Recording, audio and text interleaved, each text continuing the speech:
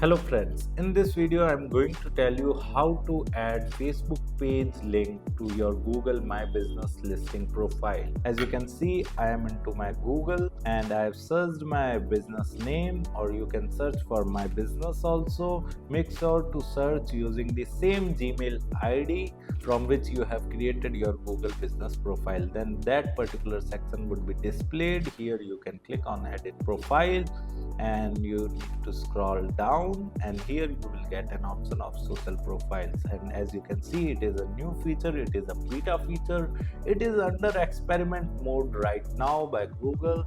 So that particular feature would not be available in all Google business profile as of now, right?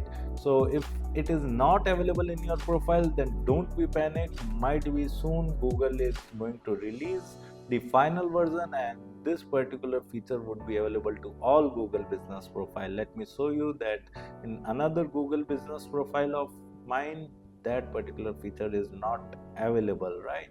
So it is under the testing mode. So to add the Facebook page link, I will click on this pen, and here I will click on add social profile, and I will select the Facebook, and here we can simply enter the Facebook page link and click on save, and our Facebook page link would be added to our Google My Business listing profile, right?